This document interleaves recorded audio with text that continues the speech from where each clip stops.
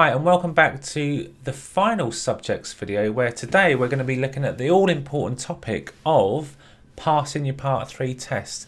So by now hopefully you've watched all the skills videos and completed the workbook, and you've watched all the subjects videos. Now we're going to put it all together and just give you some help, tips and advice on how to pass the Part 3 test. Now all the information I'm giving you today is based on conversations with the examiner, the actual examiner who conducts these tests at our local test centre.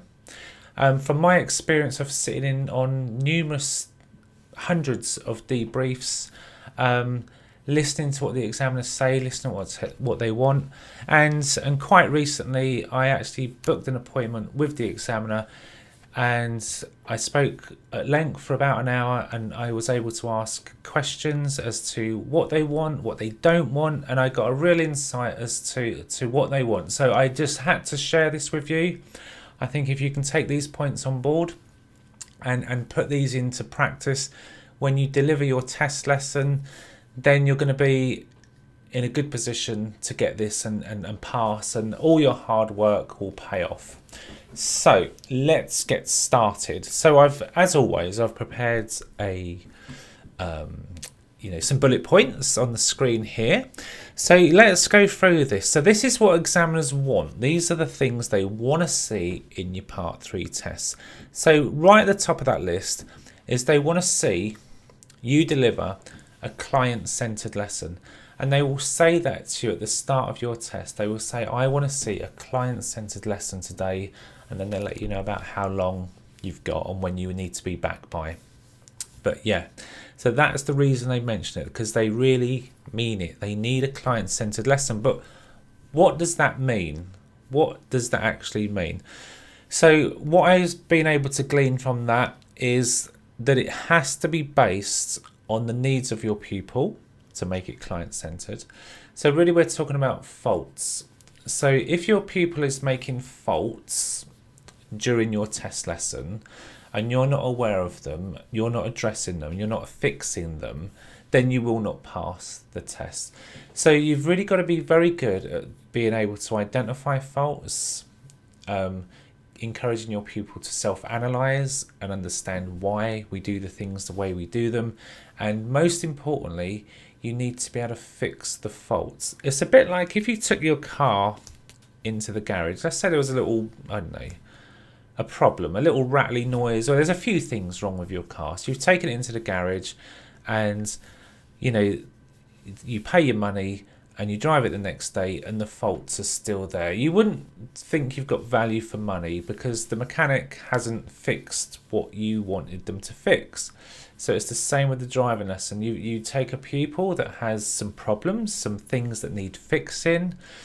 To pass this test, you demonstrate your ability to do that, to actually fix a problem, improve someone's drive, help them to understand the whys, make them a safer driver. So that is really key. So that is what a client-centered lesson should be meaning to you. What's next?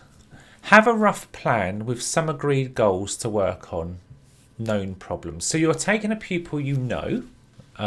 Normally, you don't have to do that. But we would expect that you've been out with them at least once or twice before you take them to the test, because the examiner is going to ask you about your pupil, what their strengths are, what their opportunities are, what kind of things you've been working on. But it's not an essential. You could take someone that you've just picked up that morning and do an assessment drive before your test and say, right, this is my pupil. I've had a look at their drive and now I'm going to get on and fix some problems. So the reason I say a rough plan with some agreed goals is because you don't want a very detailed, long plan, because that's going to be rigid and it's going to confine you, and often you're not going to be sticking to that plan because you're going to stick to your pupil. So stick to your pupil and their needs rather than your predetermined plan of what you thought might be happening during that lesson, because often that just doesn't happen. So have a plan, have some goals, get there, discuss, get going, but then be ready to adapt as soon as you need to. Okay, so next on there, the third one down, see the faults and fix them. Adapt to meet the needs of the people, as I've just said. So as soon as you see it, say it and get it sorted. That really is the mantra. See it, say it, sort it. If you're doing that, you're on the right track to passing this test. If you see things and ignore them, then you're really not going to be passing this test. So you really need to meet the needs of the pupil, and it's a client-centered lesson, so you're fitting in with them. The pupil's not fitting in with your plan, you're fitting in with their needs. So that really is so important. Next down, not worthy faults. So what are not worthy faults? Because we know about driver faults, we know about serious faults, and we know about dangerous faults. But the not worthy faults are the faults that your pupil's getting away with. So let's say waiting at the lights without putting the handbrake on won't be recorded as a fault, but at some point that might come to bite them and cause a problem. So not worthy faults are worth a mention, because what we're encouraging is best practice, safety on the roads, and encourage that. So don't ignore these things. Give you an example of a good not worthy fault where I sat in on a lesson not so long ago. So the pupil was driving, we were dealing with some roundabouts, and the pupil had a habit or was forgetting to change gear on approach to the roundabout. So they just happened to be in third gear. They're driving towards the roundabout, they're going to go ahead. It's in third gear, they've slowed down, they've done all the MSPSL apart from the gear, and they've gone ahead at the roundabout, and it was fine. And I was sat in the back observing this lesson, and I thought, I wonder if the pupil made a conscious decision to think third would be the best gear for this roundabout, because it was an appropriate gear to go ahead. It was quite a large roundabout, and the car didn't struggle, and it was the best gear to go ahead at this roundabout. And I just thought, did the pupil forget, or was that a conscious decision? Anyway, the next roundabout, another big roundabout, we were turning right, and again they'd left it in third and we turned right, and again the car didn't struggle and it was fine. And again I'm thinking, okay, I just wonder about this one. I would want to be mentioning this. The next roundabout we come to, we went ahead, third gear. So there's no gear. It's almost like we're driving an automatic, but of course we're in a manual car. And the pupil's getting away with it. And then the next roundabout, we're going to go ahead. It's quite a big roundabout. We use third. We haven't changed gear since we've left the car park. So we're still in third gear. And then we come to a mini roundabout where we're going to turn right. Okay, so now this is much tighter. The pupil approaches it. Nothing is mentioned. The pupil goes to turn right. We've got a vehicle following close behind. And what happens? The car starts to struggle. There's a bit of a hoo-ha on the roundabout. The clutch has to go down. The pupil's distracted, trying to drop it in a gear and trying to steer. So now their steering's affected. And that's what I mean about that problem not mentioned is going to bite you in the bum. It's still there. It's coming to get you. So when you see it, mention it, because we need to establish, is the pupil just forgetting, or is the pupil very savvy on their gears and thinking, I know this is going to be perfect for third, I'm just going to leave it in third. Where are they? So mention it, get inside your pupil's head, find out why, because, are they getting away with it, or is it more luck over judgment? Another example of this might be, let's say a yellow box, a box junction, and the pupil is in stationary traffic. There's a box junction in front. The traffic moves, but the cars ahead haven't cleared this box junction yet, and your pupil enters the box junction, hoping that everything will keep moving long enough for the pupil to clear the box junction and end up the other side. So they might get away with that. But then another day they won't. Everything stops and now they're in the box junction.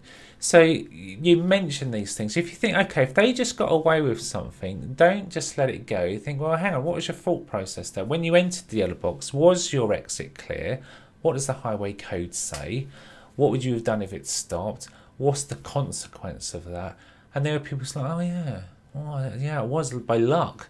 So this is what I mean by the not worthy faults. Please, please, please mention them. This is what the examiner's telling me. Mention the not worthy faults. They're important. Okay, don't ignore that. Okay, let's have a look at the next one. The ideal pupil. Who should you be taking to your part 3? So this is from the words of the examiner. This is not my opinion. This is from him. The ideal pupil for you, the easiest option for you to pass this test is to take a pupil that's done about 15 to 20 hours and that you know after the first 10 or 15 minutes will make enough faults, enough mistakes for you to be kept busy for the remainder of that lesson. On the flip side of that, what you don't want to bring is your very best pupil who doesn't make mistakes because you've already fixed them all. So you've spent time with them, you've fixed all the mistakes, so therefore they come to the test.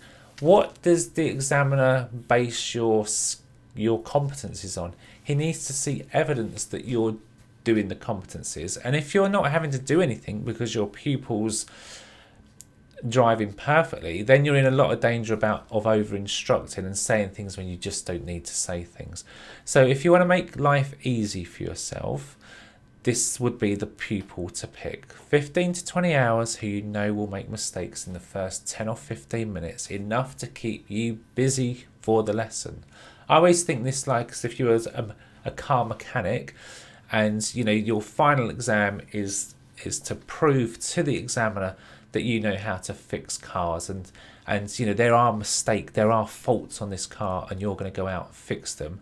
What you don't want to bring is your prize joy that you've been working on for the last 3 years and you've made this car perfect and it's just the best, because the examiner, how does he know that you did that?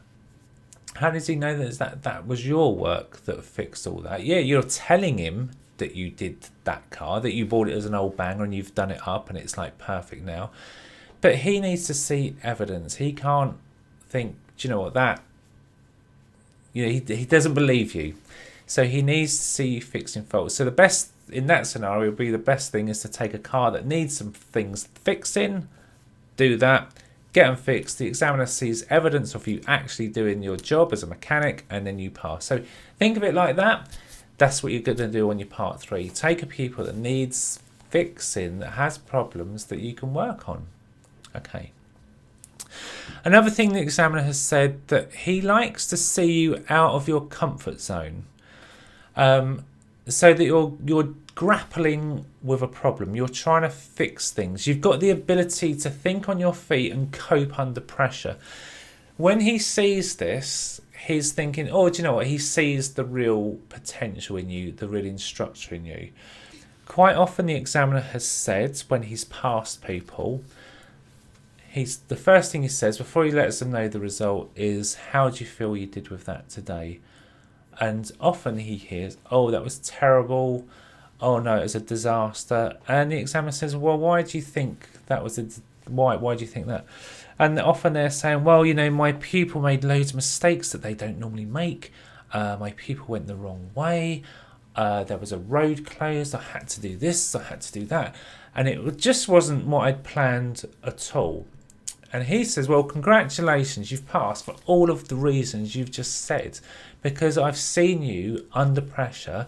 Yeah, the road was closed, you wasn't expecting it, but you had a plan. You adapted, you changed, you coped, you saw what was going on with your pupil, and you delivered a client-centered lesson. Yeah, they went the wrong way. It happens, it's not your fault. You dealt with it. You dealt with it wrong. They made mistakes because maybe they're a bit more nervous because there's an examiner in the back. You realised that, you adapted, you coped, you changed, and that you're now showing that you're a driving instructor. Whereas at the time, you probably felt that you were drowning and sinking because you was out of your comfort zone. But no, if that's happening to you on your test, don't think, oh my God, this is a nightmare, I'm going to fail. Keep going, keep doing what you're doing, because you don't know. The examiner in the back is watching you thinking, he's doing a good job or she's doing a good job. So that's so important. He hears that time and time again, and he's quite surprised that he hears that, because he thinks they've misunderstood what we're looking for, that we do want to see them adapt and change and cope. Being a driving instructor is, you have to be good under pressure, calm under pressure. So now he's seen it, and if you deal well with that, then you're doing a good job. Okay. It's okay to be nervous during your test, but not as an excuse to be incompetent, So it's okay to have a bit of nerves at the start and all that. But once you get into your lesson and it starts going, then a lot of people that have said when things start going wrong, they forget they've got an examiner, because they're like, right, I need to do this, I need to do that. And they kind of just get into the zone. So that's an observation that the examiner's seen. So next point down, challenge and stretch your pupils. Value for money. This is what the examiner wants to see, that you deliver good value for money, that you do something substantial. If you were going out for a meal, you're not just having a starter. We want a main course. We want to see that your pupil is being stretched and challenged, that they're learning something new, that you're taking your pupil not out of their comfort zone. Sorry, you don't want to. What you want to do is your pupils want to remain in their competent zone, but if you're stretching them, they might just come out of their comfort zone, if that makes sense. So stretch and challenge your pupils when it's appropriate to do so, but also recognise when they're doing too much and they're just barely surviving, then to lower the bar, make it easier. But it is a good value for money lesson. Is if you're going to the gym, you're going to work out, you're going to sweat. Yeah, your pupils should be working hard, and on the edge of their competent zone. So you're stretching them, you're developing them. That's what they want to see. Not a nice play it safe, let's have it nice and easy. They're really good at roundabouts, but I'll take them to some real quiet little roundabouts because I know they'll be good. They can cope with that. No. Not value for money. You will fail if you do that. Okay. End of. You will fail. So Okay. They want to see you grappling with a problem. So even if you don't get to the end, if you get to the end of the test and you haven't solved everything you wanted to do, but you're making your best attempt and you're trying different things and working hard with the pupil to solve these things, then you are doing a good job. It's not your problem that the test is either only 45 minutes during COVID or an hour outside of COVID. It's the act of you trying different things and working, like troubleshooting to solve problems with your pupils. So they like that when you're grappling with a pupil. Be tenacious, don't give up. If it doesn't work, try something different. And these are things the examiner's telling me that he sees and he loves it, because he said, he saw someone the other day on their test and they tried this thing and it didn't work, and they said, okay, well, let's try something different. Let's try it like this, see how that gets on. And that didn't work. And then they tried something else and that was getting better. And then they run out of time. And he said, no, you didn't solve the problem. That is not an issue. The fact is, I saw you working with the people to get it sorted. And if you had another 20 minutes, you would have got there. I don't need to see that. I know you're moving in the direction towards solving that problem. So that kind of talks about the next point, working with your pupil to resolve problems and getting agreement for the pupil. So asking them, do you want to have another go at that roundabout? Do you think, and gaining agreement and seeing what they want to do. Trying different things, as I've just said, troubleshooting. So I won't repeat that, just covered all of that.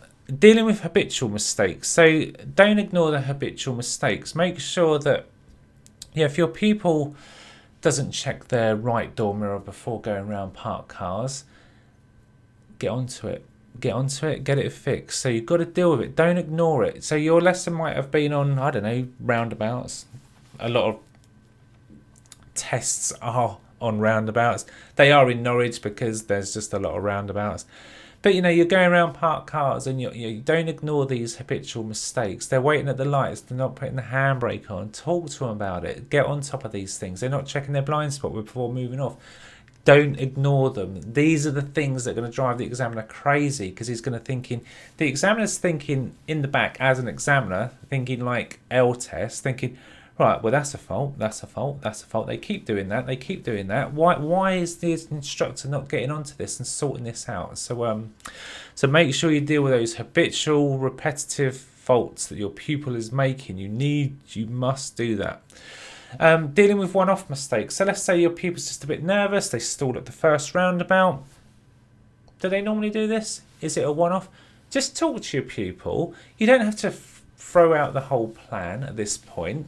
Just say, look, do you want to have a little go at doing that again, or do you think that was just a one-off?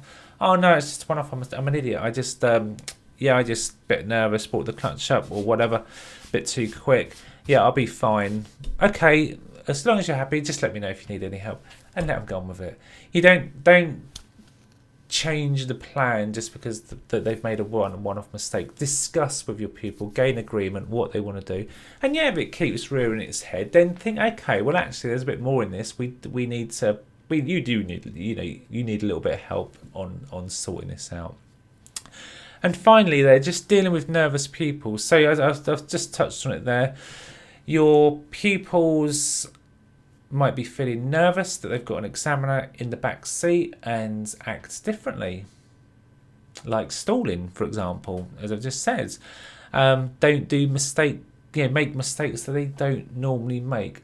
Don't bury those things like, oh my God, I wish this wasn't happening. Embrace them. Talk to your pupil. How are you feeling? Well, I do feel a bit nervous. Have you talked about the extra weight in the car? Maybe we need to set up a little bit more gas. Maybe we just need a little warm-up drive to go around the block just to settle your nerves, because every time you look in that mirror, you notice there's someone in the back seat kind of looking, and it feels different. Maybe prepare your pupils before the test and have someone sit in on a few lessons with your test pupil doing observations, so they kind of get used to that. So then you can eliminate that kind of your pupil acting differently.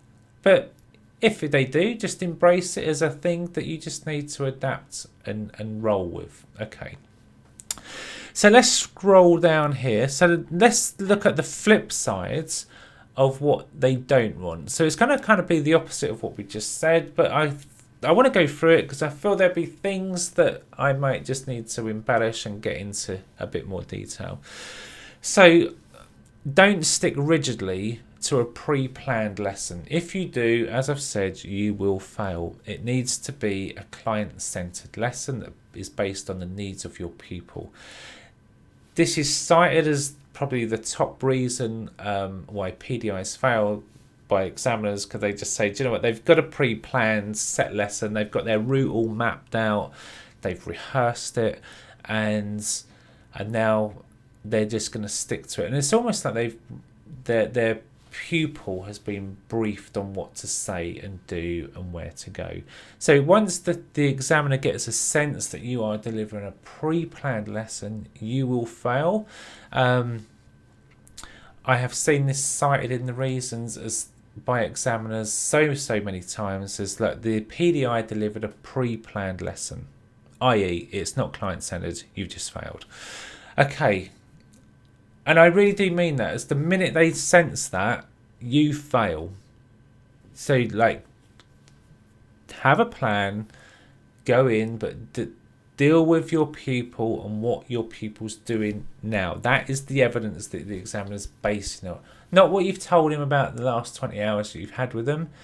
What is happening now? Because he doesn't actually believe what you just said. He will take it on face value on what he sees the pupil doing in that lesson. Okay, so it's so important. As recently as yesterday, he reiterated that message to me during feedback of someone passed. They got a great score.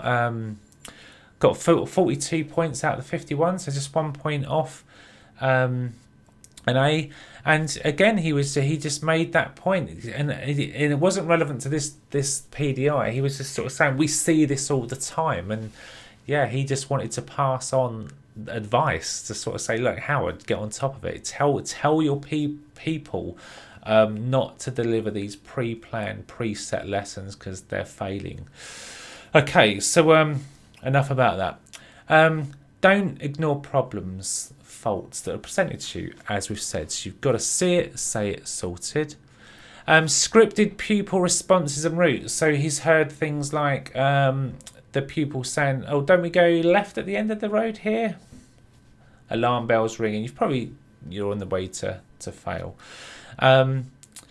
What level of help would you like? So we often hear this. So the instructor says, okay, so what level of instruction would you like for this roundabout? And they say, well, well, maybe if you give me a full talk through to start with, and then maybe move on to a prompted level of instruction, and maybe by the end I can do that myself independently. Who talks like that?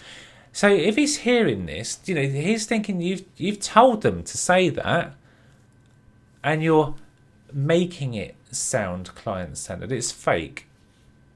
The examiners are trained to look for that and think that's not how people speak. Just speak normally, be natural, be yourself, and just say, "Come on, what level of help do you want?" And then what people often say, "So I don't know. I don't know. You're the instructor. I don't know what I need. I'll be guided by you." So, well, how about you have a go? Because I've seen you do this before. How about you have a go? Let you get on with it. And then I can watch that. And if there's any little areas I think we can work on and improve, then how about I mention them and then we work together and sort them out. How does that sound? Yeah, that sounds like a plan. More natural. Or how confident do you feel? Or not very. Okay, so if you're not feeling too confident, how about for the first couple, I talk you through, give you a bit of guidance, tell you when to do things and da-da-da. And how does that sound? And then as we get on, as you're getting it, I'll hand over more to you. How does that sound? Yeah. That's fine. Yeah, good. That's the kind of being natural what we're talking about.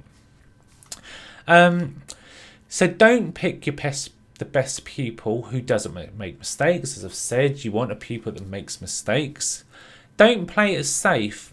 Don't set the bar too low for your pupil. Don't have a capable pupil and make them do easy things, because you will fail. It's not value for money. It's not client-centered. Your lesson plan in school will take a hit because you're just showing no evidence that you are worthy to be an instructor. You have to put in a shift. You have to work hard. You have to show him. You can't just say, look, this is my pupil. Aren't they good? I've just spent 20 hours. They're perfect. And he'll be like, yeah, you've done a great job with them. Yeah, well done. I'll just give you the green badge now. No, he needs to see evidence. So what else have I got here? Don't take a test standards pupil or a full license holder to your test. Yes, you can, but you are making your job harder, much harder. Now, I as an ADI, I went on to do fleet training, and I remember on my fleet training course, it was a 6-day kind of residential, sort of to try and get me to think like for full license holders and a different way of doing things. And it was a hard course. I just remember I had lots of homework and thinking, you haven't gone through that. It is difficult with full license holders. You're setting the bar much higher for yourself to deliver that client-centered lesson. And whereas what you do day in, day out, you're dealing with learners often from beginner and building them up to test standard. That's what you're good at. Stick to what you're good at, what you know, what you've been practicing on your pink license. Then you're going to be more natural and able to do it. Okay, so don't go down that road with having your perfect pupils. Don't do a manoeuvre. They don't want to see a stationary car, and also it's a bit risk adverse, isn't it? If let's go and do a parallel park. What, an hour lesson for a parallel park? What, were you just going to sit at the roadside, talk and do one, have a chat, do another one, have a chat? No. You're not demonstrating your skills in a dynamic risk situation that you're able to be a driving instructor. So if you do a manoeuvre, spend 5-10 minutes on it, then crack on, do something else. So it is fine to do a manoeuvre, not inside COVID. They don't want a stationary car, as you know, but that's all going to be lifted soon and things will go back to normal. But still, the advice would be there. You need wheels moving to demonstrate your ability as a driving instructor. So finally, let's roll down and this is the last bit. Just going to look at some tips now. So tips, look at the top 10 reasons for failing. So let me just pop that on the screen now. So just Google top 10 reasons for failing a driver test in the UK. and you will come up with the top 10 reasons. If I were you, I would get to know this list intimately, what the top 10 are. So let's for an example, take number 1, not making effective observations at junctions. Well, within that fault, this is what it says you must do, and these are the common things examiners see day in, day out on tests. So making no effective observations at all, entering a roundabout with a vehicle approaching from the right, making no observations when joining a dual carriageway from a slip road, going straight ahead at crossroads. Ooh, I've sat in on a test where that happens. One of my pupils, follow the road ahead at all times unless road markers or signs say otherwise. And then we turned into this road. There is a crossroad where we've got to give way. And the examiner just said, remember, we're just following the road ahead here. Pupil has not responded to signs, so failed for this reason. So, looking too late, so coming into a roundabout and getting right, and then looking at last minute or a T-junction. If you know, this is what examiners see all the time. So learn these, just be aware of these, and then look for these in your pupil, because believe me, when the examiner's sat in the back, he sees these things. If you do not see these things, you fail, because it's not client-centered. So really get to grips with faults and know how to spot them. And once you know how to spot them, you can think about how you're going to analyse them and how to fix them, the remedial actions. So important. This is the basics, the bread and butter, knowing how to fix faults. The tools in your toolbox. Are they there? How deep is your toolbox? How many things in there have you got to rummage around in and think, I'm going to try this solution, see if it works for this pupil. It might be a reference point. It might be a way to judge things like walk across, drive across, things like that.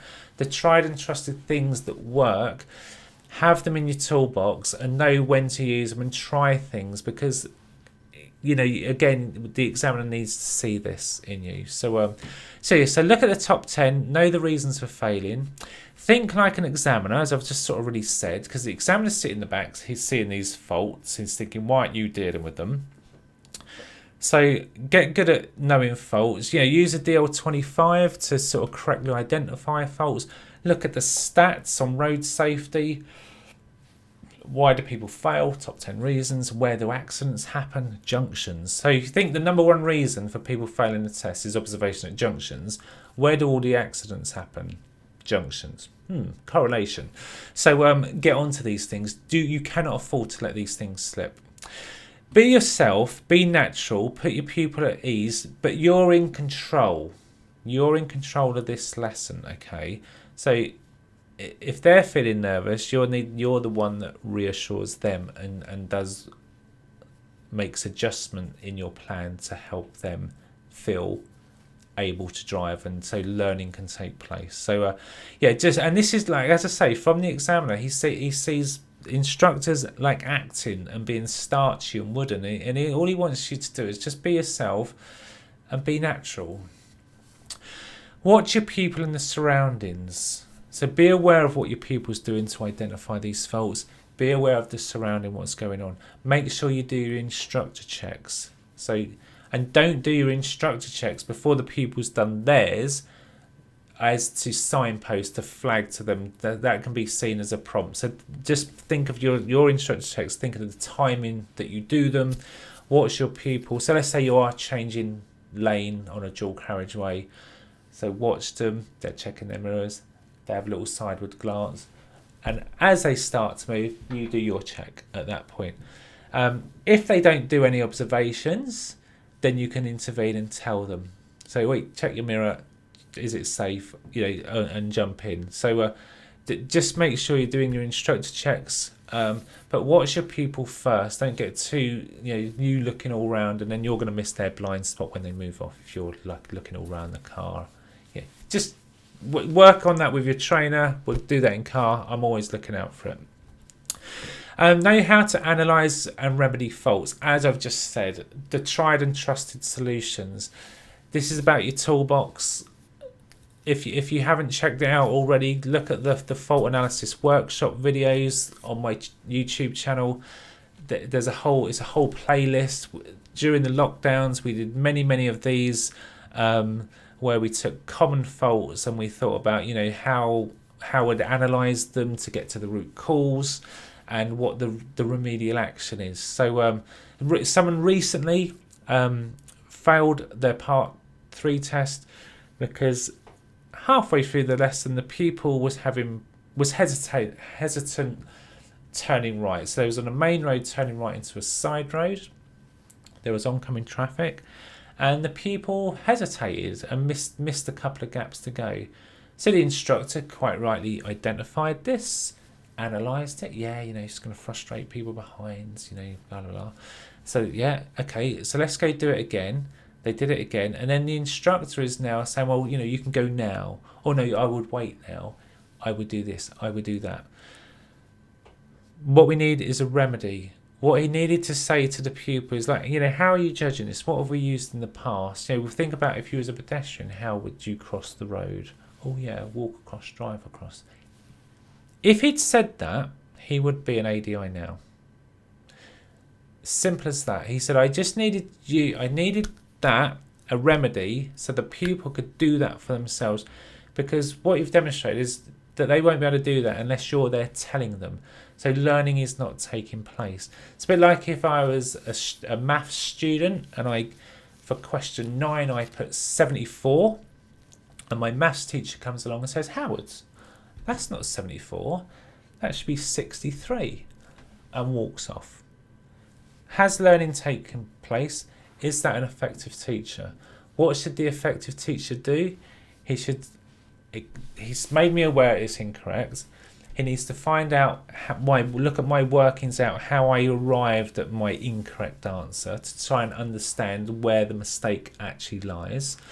And then correct that, give me a way of doing it and allow me to do that sum again and arrive at the correct answer. And then say, right, Howard, what would you learn from that? Yeah, do that. So try a few more similar questions like that just to check you've got it. And now that's learning has taken place.